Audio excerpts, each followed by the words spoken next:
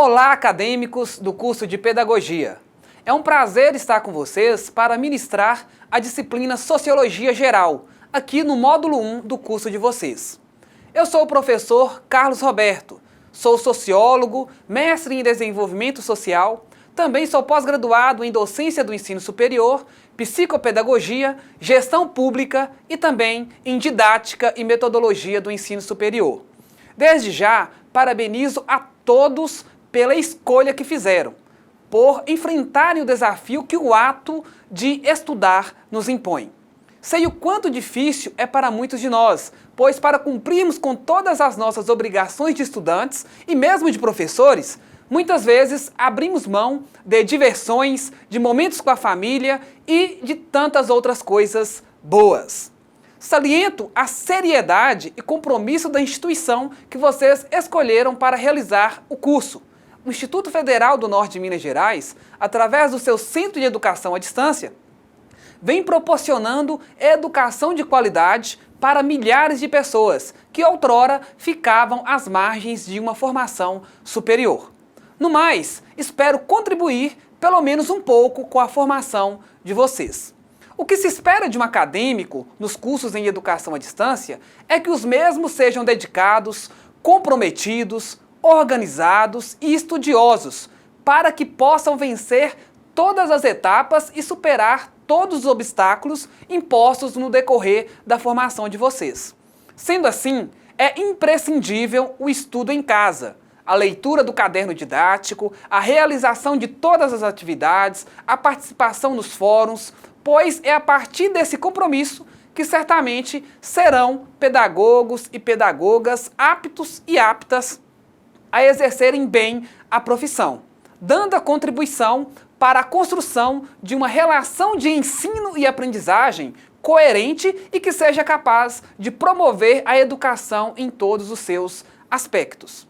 Quero de início compartilhar com vocês um pensamento de Benjamin Franklin, que ao discutir sobre a relação ensino e aprendizagem, muito sabiamente diz o seguinte: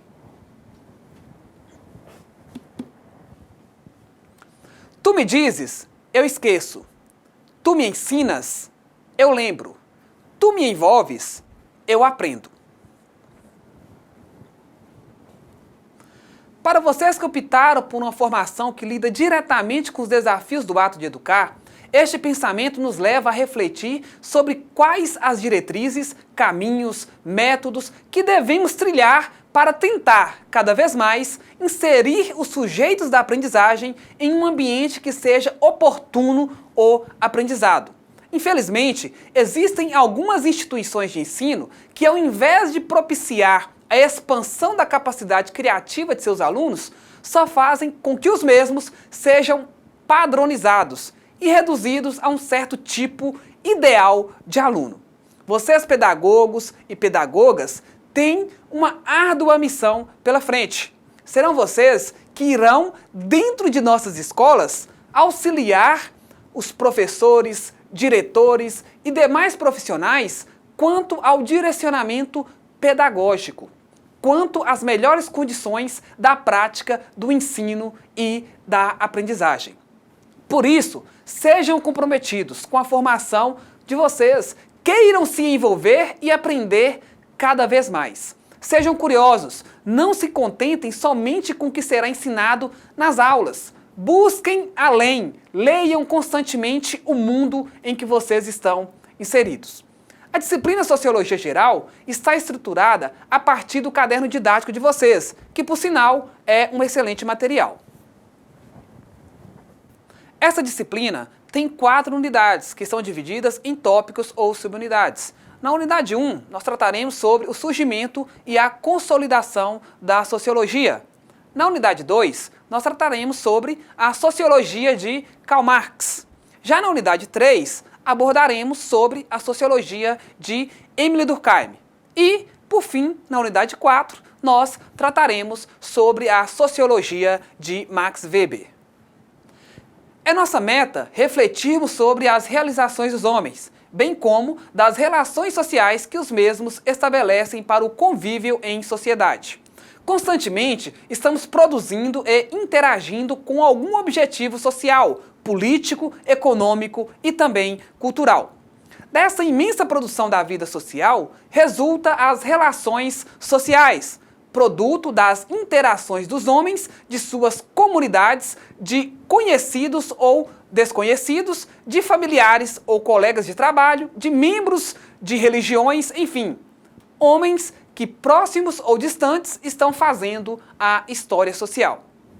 Propomos estudar os fatos históricos que contextualizam o surgimento da sociologia e os principais aspectos da metodologia e teoria social de Émile Durkheim, Max Weber e também do Karl Marx. A disciplina Sociologia Geral, ela objetiva primordialmente desenvolver um olhar sociológico que possibilite a compreensão da complexidade do contexto social no qual se inserem os indivíduos e as organizações sociais. Nessa disciplina, buscamos aprender ou apresentar a sociologia como parte da pedagogia, enfocando o contexto histórico do seu surgimento com seus principais autores que inicialmente propusemos ou que propuseram seu objeto de estudo e método de análise. Com os autores clássicos, o Émile Durkheim, o Max Weber, o Karl Marx, que já falamos aqui, nós buscaremos os fundamentos teóricos para análise da vida social. As informações abordadas serão fundamentais na discussão dos principais conceitos elaborados pela sociologia e que são imprescindíveis para o entendimento teórico da vida social.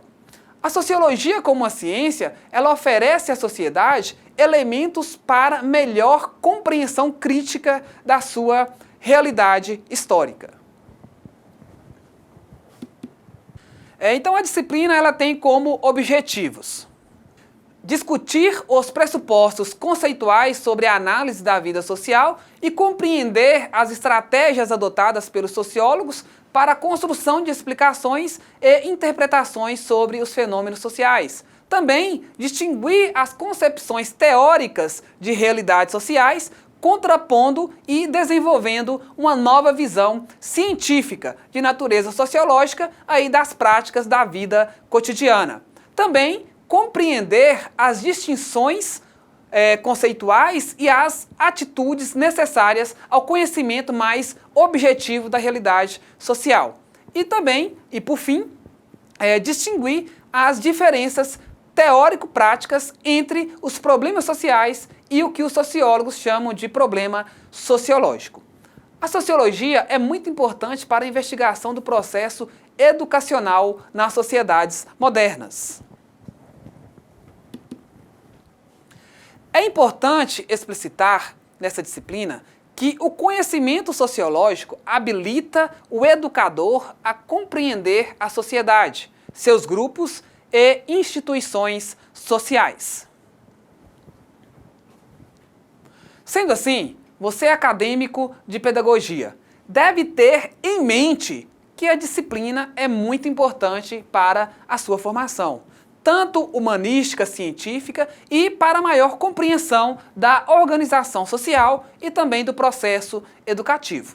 A disciplina Sociologia Geral, para este curso, procura fortalecer a discussão sobre o objeto e o método dos três teóricos clássicos, o Marx, o Durkheim e também o Weber, com o objetivo de delinear pontos importantes de suas abordagens, diferenças analíticas, estabelecendo possíveis comparações no que diz respeito às temáticas trabalhadas pelos autores.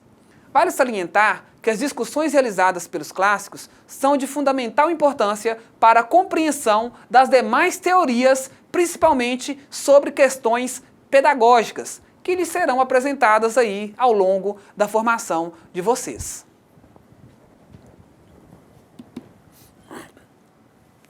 O surgimento e a consolidação da sociologia. Para as discussões da unidade 1, utilizaremos o texto de autoria da professora Maria Railma Alves, que se encontra no livro didático de vocês. O objetivo central é que você possa conhecer e discutir o contexto do surgimento da sociologia e quais fatores contribuíram para o seu aparecimento. Objetiva-se que o acadêmico possa distinguir as concepções rotineiras de realidades sociais, de senso comum ou do conhecimento popular e desenvolver uma nova visão científica de natureza sociológica aí das práticas da vida cotidiana. Então essa nossa aula, a primeira aula, está estruturada da seguinte forma.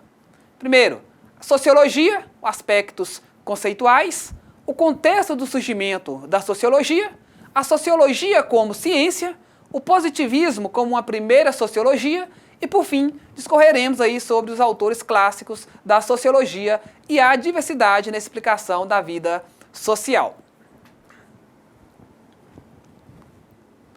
Sobre o aspecto conceitual, podemos dizer que a sociologia é uma ciência que estuda o comportamento humano e os processos de interação social que interligam o indivíduo ou os indivíduos em associações, grupos e instituições sociais. Enquanto o indivíduo, na sua singularidade, é estudado pela psicologia, a sociologia estuda os fenômenos que ocorrem quando vários indivíduos se encontram em grupos de tamanhos diversos e interagem no seu interior.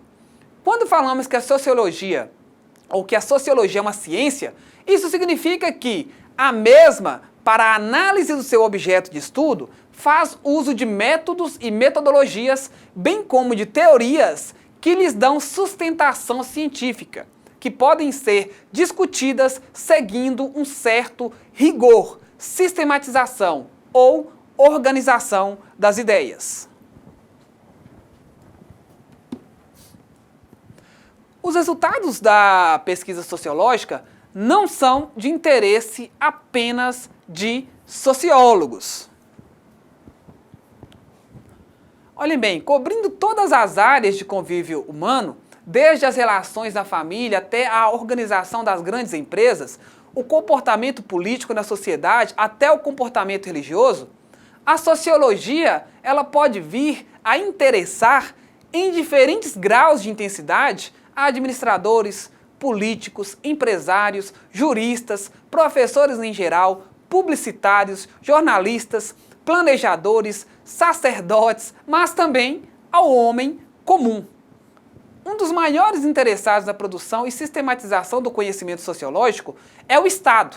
No Brasil, ele é o principal financiador de pesquisas dessa disciplina científica. O conceito do surgimento da sociologia. Bem, para entendermos os fatores que proporcionaram o surgimento e a consolidação da pedagogia e da sociologia, precisamos entender as transformações econômicas, políticas e culturais verificadas no século XVIII. A Revolução Industrial e a Revolução Francesa, elas patrocinaram a instalação definitiva da sociedade capitalista. Somente por volta de 1830, um século depois, surgiria aí a palavra sociologia, fruto dos acontecimentos das duas revoluções citadas, a Revolução Industrial e também a Revolução Francesa. Na Revolução Industrial, ocorre a introdução da máquina a vapor e os aperfeiçoamentos dos métodos produtivos, determinando o triunfo das indústrias capitalistas. A concentração de capitais pela burguesia, que assume o controle de máquinas, terras e ferramentas, enfim, dos meios de produção, proporciona também a transformação de massas humanas em trabalhadores assalariados.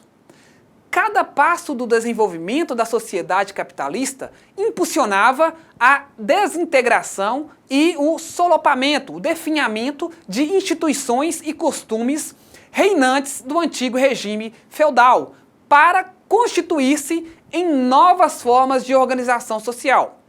As máquinas não somente destruíram os pequenos artesãos, mas também os obrigavam a forte disciplina, nova conduta no trabalho e novas relações de trabalho, até então desconhecidas. Em 80 anos, entre 1780 e 1860, a Inglaterra conseguiu mudar radicalmente a sua face. De pequenas cidades passaram a ser grandes cidades produtoras e exportadoras.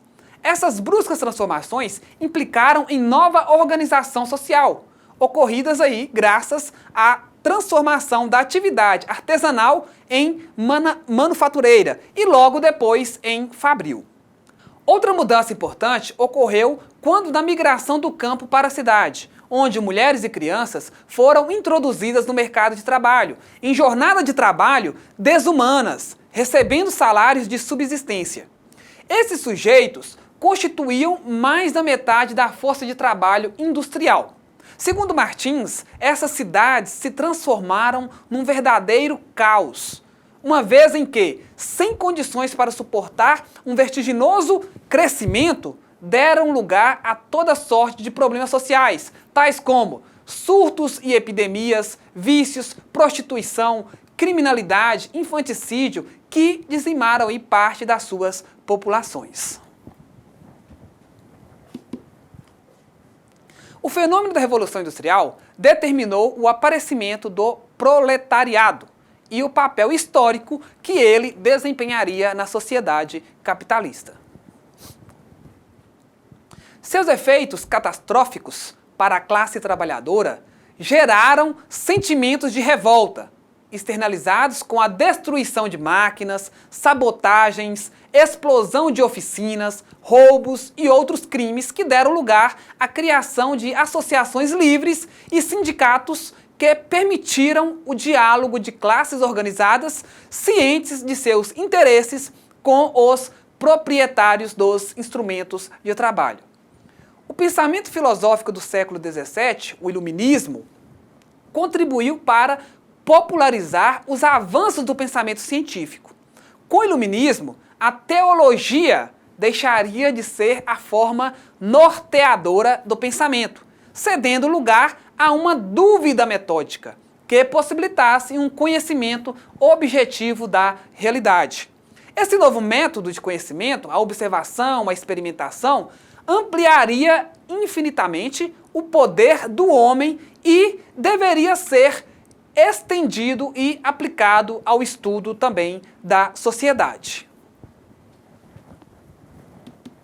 Sendo assim, passamos de uma perspectiva teocêntrica, onde tínhamos aí o Deus como centro de todas as explicações, para uma postura antropocêntrica, ou seja, o homem passa a ser o centro das explicações. O visível progresso das formas de pensar, fruto aí das novas maneiras de pensar e de viver, contribuiria para afastar interpretações fundadas em superstições e crenças infundadas, abrindo espaço para a constituição de um saber científico sobre os fenômenos históricos e sociais. A burguesia, ao tomar o poder da antiga nobreza feudal, criou um Estado que assegurava sua autonomia diante da Igreja, além de incentivar e proteger a empresa capitalista. Aconteceu aí uma liquidação do regime antigo. A França, no início do século XIX, ia se tornando uma sociedade industrial, mas o desenvolvimento acarretado por essa industrialização causava aos operários franceses miséria e também desemprego. Com a industrialização francesa conduzida pelo empresariado capitalista, repetem-se determinadas situações sociais vividas pela Inglaterra. Então, a partir da terceira década do século XIX, intensificaram-se na sociedade francesa as crises econômicas e as lutas de classes. A contestação da ordem capitalista feita pela classe trabalhadora passa a ser reprimida com violência pelos empresários.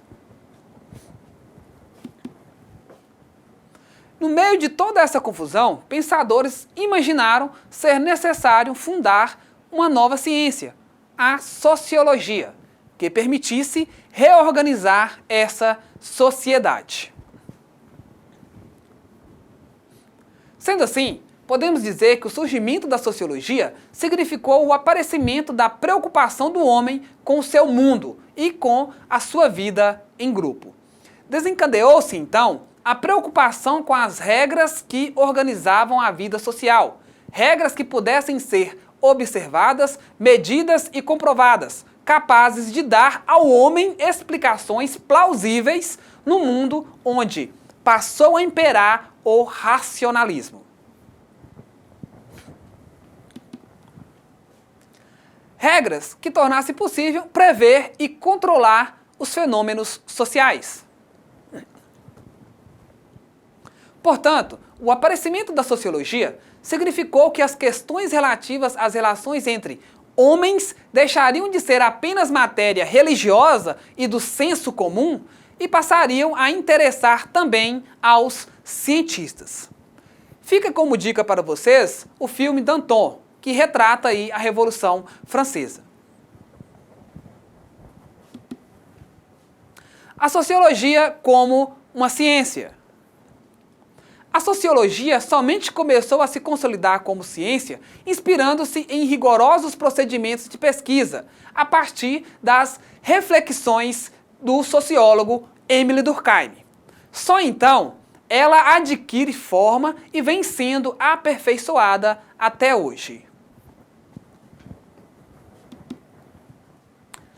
Como ciência, a sociologia tem de obedecer aos mesmos princípios gerais válidos para todos os ramos do conhecimento científico, perseguindo um corpo de ideias logicamente estruturadas entre si. A sociologia pretende explicar o que acontece na sociedade como um tipo de conhecimento garantido pela observação sistemática dos fatos, podendo transformar-se em instrumento de intervenção social. A sociologia é, como toda ciência, predominantemente indutiva, isto é, parte da observação sistemática de casos particulares para chegar à formulação de generalizações sobre a vida social. Essa observação sistemática dos fatos é o cerne da teoria científica. É ela que, em última instância, confirma ou nega a qualidade científica de qualquer explicação da realidade. Um fator que edifica a sociologia como ciência é a sua neutralidade valorativa. A sociologia, ela não veio para julgar o que é bom ou mal na sociedade. Não é normativa, não dita normas para a sociedade. A sociologia, ela estuda os valores e as normas que existem, de fato, na sociedade e tenta identificar as relações entre as esferas sociais e outras manifestações da vida social. Ela procura fazer isso sem julgar a sociedade nem os homens e seus atos. O campo da sociologia não é dizer como a sociedade deve ser, mas constatar e explicar como ela é. Sendo assim, como sociólogo, só como tal, esse profissional deve fazer todo o esforço que lhe for possível para que os seus valores morais não interfiram preconceituosamente na sua percepção e interpretação da sociedade. A realidade, ela é muito complexa para ser explicada em sua totalidade. E a sociologia, ela não pretende explicar tudo o que acontece na sociedade. Todo conhecimento, ele é seletivo, sendo senso comum ou científico, isto é, limitado a aspectos escolhidos. A sociologia, portanto, ela não se ocupa de todas as regularidades observáveis na sociedade humana, mas apenas daquelas que têm origem nas relações sociais. O positivismo como uma primeira sociologia. O século XVIII torna-se conhecido como o século das luzes, quando se difunde aí o iluminismo, caracterizado como uma filosofia militante de crítica à tradição cultural e institucional. Seu programa é a difusão do uso da razão para dirigir o progresso da vida em todos os aspectos. Segundo Binet, visava também estimular a luta da razão contra a autoridade, isto é, a luta da luz contra as trevas. Além dos iluministas, surgiram outros pensadores designados como socialistas utópicos ou positivistas. Saint-Simon é um deles. Segundo Quintaneira, Barbosa e Oliveira, esse pensador acreditava que a base da sociedade é a produção material, a divisão do trabalho e a propriedade. Saint-Simon defende a criação de uma ciência do homem, ou seja, uma ciência social positiva, que revelaria as leis do desenvolvimento da história, permitindo uma organização racional da sociedade. Quanto à ciência que seria construída, nomeou-a de fisiologia social, pois ela deveria ocupar a ação humana transformadora do meio e adotar o método positivo das ciências físicas.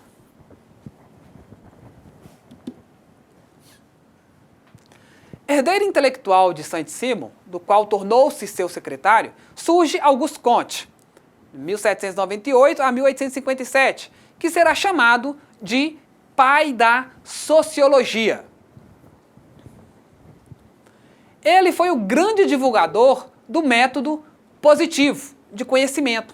Segundo Comte, era necessário conhecer as leis sociais para poder prever racionalmente os fenômenos e agir com eficácia.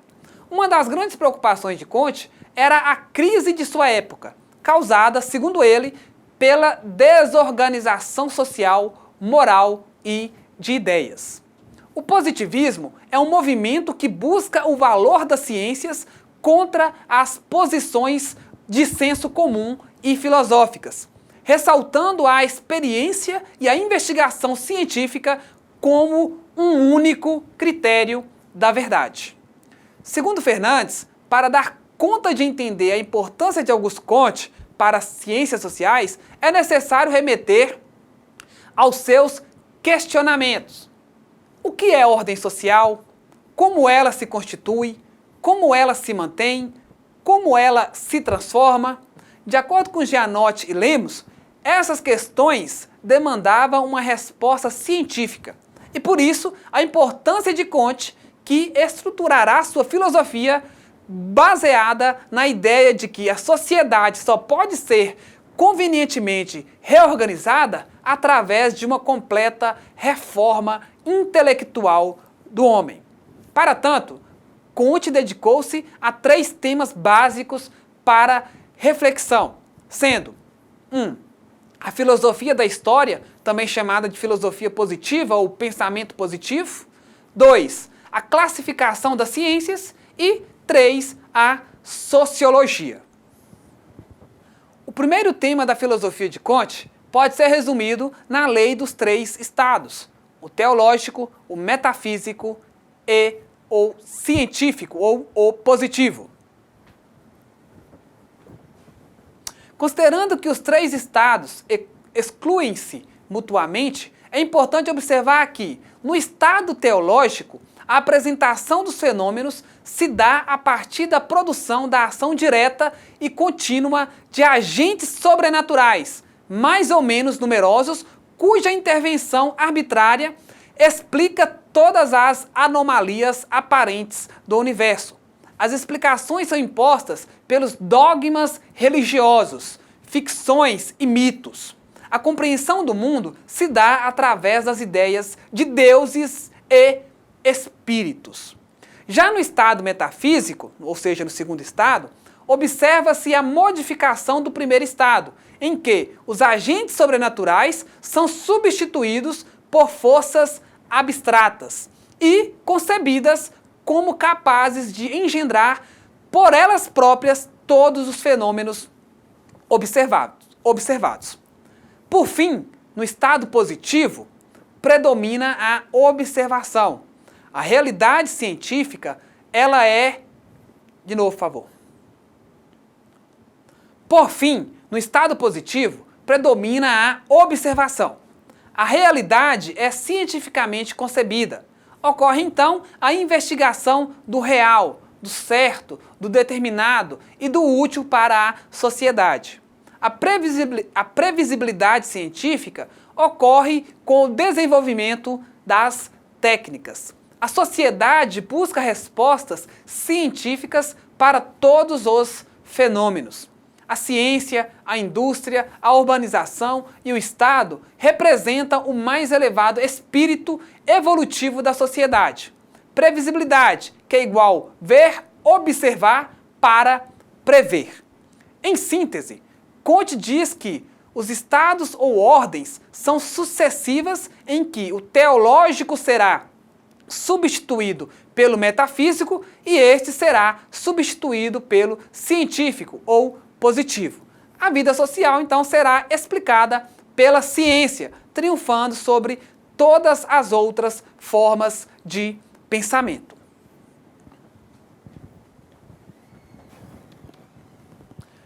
O segundo tema é a classificação das ciências, apresentadas em ordem crescente de importância por Comte. Segundo ele, a ciência mais importante seria a sociologia. Então nós teríamos, primeiro, a astronomia, depois a física, depois a química, a biologia e, por fim, a mais sublime de todas as ciências, a mais importante, que seria a sociologia. Segundo Comte, a sociologia é a mais importante e mais complexa das ciências, pois é responsável pela educação moral da humanidade, pela reforma intelectual do homem. Comte lembra ainda que é unicamente pela observação aprofundada dos fatos que se pode atingir o conhecimento das leis lógicas. Podemos destacar a sociologia como o terceiro tema trabalhado por Comte, que argumentava a urgência e a importância da constituição da física social. Comte dizia que, já agora que o espírito humano fundou a física celeste, a física terrestre, quer mecânica, quer química, a física orgânica, seja vegetal, seja animal, resta-lhe, para terminar o sistema das ciências de observação, fundar a física social. O pensador não só assinala a importância, mas também a evidência de que a ciência social é a mais importante de todas, sobretudo porque fornece o único elo, ao mesmo tempo lógico e científico, que de agora em diante comporta o conjunto de nossas contemplações reais. Estática versus dinâmica e ordem versus progresso.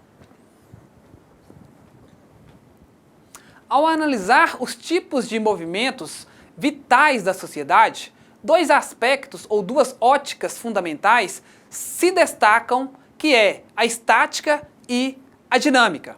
A estática, ela corresponde à ordem moral vigente na sociedade.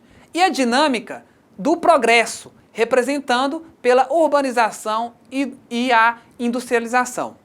Ambas se complementam, mas é importante destacar que ordem e progresso são fundamentais se o primeiro regular o segundo. Caso contrário, teremos crises sociais e uma sociedade doente, debilitada de regras e valores morais, capazes de garantir a coesão social.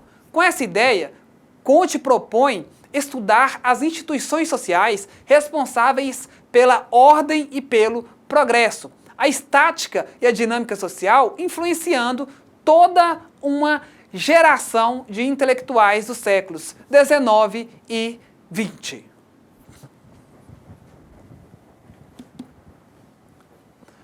Contrariamente às concepções iluministas e racionalistas do direito individual, Comte acreditava que ninguém possui o direito senão de cumprir sempre o seu dever. A ordem, base das sociedades que alcançam o estado positivo, baseia-se no consenso moral, na autoridade, por isso rejeitava a revolução, por promover o progresso às expensas, ou seja, às custas da ordem social. Comte preocupou-se também com a educação, propôs a reforma geral da educação, chamando a atenção para a necessidade de substituir nossa educação europeia, ainda essencialmente teológica, metafísica e literária, por uma educação positiva, conforme ao espírito de nossa época e adaptada às necessidades da civilização moderna. A nossa bandeira do Brasil com o slogan aí, ordem e progresso. No Brasil, a influência do positivismo ocorreu a partir da relação exercida da doutrina sobre o conhecimento e sobre a natureza do pensamento científico. Influenciou também outras tendências políticas, além das políticas públicas e até a bandeira nacional, com o lema Ordem e Progresso. Segundo Gianotti e Lemos, o método positivista encontrou em certa medida condições culturais favoráveis para o seu desenvolvimento, não apenas na Europa, mas também em países de menor tradição cultural e carentes de ideologia para seus anseios de desenvolvimento, como ocorreu na América do Sul e, sobretudo, aqui no Brasil. Os autores clássicos da sociologia e a diversidade na explicação da vida social. A sociologia não é uma ciência de apenas uma orientação teórico-metodológica dominante. Ela traz diferentes estudos e diferentes caminhos para a explicação da realidade social. Assim, pode-se claramente observar que a sociologia tem ao menos 3 linhas mestras explicativas fundadas pelos seus autores clássicos. Karl Marx.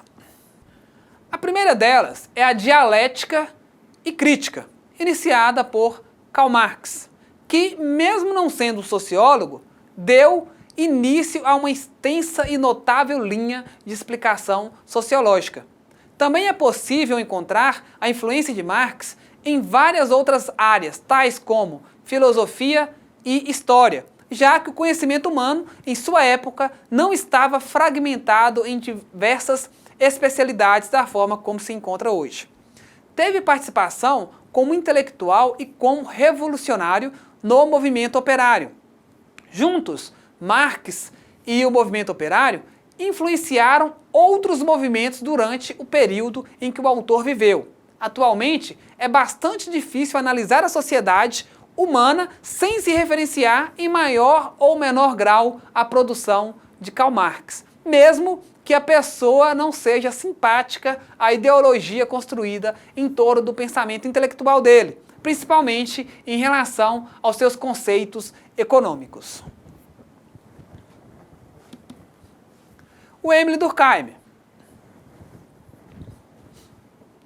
A segunda corrente é a positivista funcionalista, tendo como fundador o Augusto Comte, mas o seu principal expoente clássico é o Émile Durkheim, que é considerado um dos pais da sociologia moderna.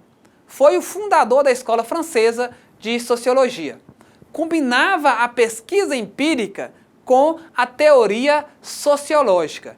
É reconhecido como um dos melhores teóricos do conceito de coesão social. A sociologia fortaleceu-se graças a Durkheim e os seus seguidores. O funcionalismo é uma escola teórica dentro da sociologia em que suas investigações buscam explicar as instituições sociais e culturais a partir da sua função social, ou seja, contribuir para a manutenção da ordem social. E o Max Weber. A terceira corrente sociológica tem seu maior expoente em Max Weber, com a sua sociologia compreensiva. Além de jurista, era também economista. Desenvolveu estudos de direito, filosofia, história e sociologia, constantemente interrompidos por uma doença renal que o acompanhou por toda a sua vida. Sua maior influência nos ramos da sociologia foi o estudo das religiões, estabelecendo relações entre formações políticas e crenças religiosas. Essas três matrizes explicativas, originadas por esses três principais autores clássicos, originaram quase todos ou todas as teorias posteriores desenvolvidas pela sociologia. Bem, essas três matrizes explicativas, originadas por esses três principais autores clássicos, originaram quase todos os posteriores desenvolvimentos da sociologia, levando à sua consolidação como disciplina acadêmica já no início do século XX. Por fim, para Quintaneiro, Barbosa e Oliveira, ao tratar de compreender a especificidade... Por fim, para Quintaneiro, Barbosa e Oliveira, ao tratar de compreender a especificidade do que pode ser chamada, tem um R ali, de novo. Por fim, para Quintaneiro, Barbosa e Oliveira, ao tratar de compreender a especificidade do que pode ser chamado de social e dada a própria natureza de seu objeto, a sociologia sofre continuamente as influências de seu contexto. Ideias, valores, ideologias, conflitos e paixões presentes nas sociedades permeiam a produção sociológica. Bem, chegamos aqui ao final da nossa primeira aula, onde fizemos uma introdução do surgimento da sociologia como uma disciplina científica. Nas próximas aulas, estudaremos um pouco mais a fundo as teorias dos autores clássicos. Iniciaremos já na segunda aula tratando sobre o Karl Marx. Na terceira aula, falaremos sobre o Émile Durkheim e em nossa quarta e última aula nós discorreremos sobre o Max Weber. Para finalizarmos, proponho uma pequena tarefa para vocês, a fim de contribuir para o aprendizado. Em equipes, discutam com seus colegas sobre a seguinte questão. Como ciência, a sociologia tem de obedecer aos mesmos princípios gerais válidos para todos os ramos do conhecimento científico, perseguindo um corpo de ideias logicamente estruturadas entre si. A sociologia, enquanto ciência, pode fazer julgamento de valor? Discutam entre vocês. Em 10 minutos nós retornamos com a resposta. Bem, turma, retornamos então agora para fazermos a reflexão acerca da questão proposta. Bem, a sociologia ela não veio para julgar o que é bom ou mal na sociedade. Ela não é normativa, não dita normas para a sociedade. A sociologia ela estuda os valores e as normas que existem de fato na sociedade e tenta identificar as relações entre as esferas sociais e outras manifestações da vida social. Ela procura fazer isso sem julgar a sociedade nem os homens e seus atos. O campo da sociologia não é dizer como a sociedade deve ser, mas constatar e explicar como ela é. Sendo assim, como sociólogo, e só como tal, esse profissional deve fazer todo esforço que lhe for possível para que os seus valores morais não interfiram preconceituosamente na sua percepção e interpretação da sociedade. Bem, turma, então ao final da nossa primeira aula, agradeço a todos pela atenção, não deixem de acessar ao ambiente virtual, participem do primeiro fórum de discussão e fiquem atentos e atentas às atividades propostas. Até a nossa próxima aula. Fiquem com Deus.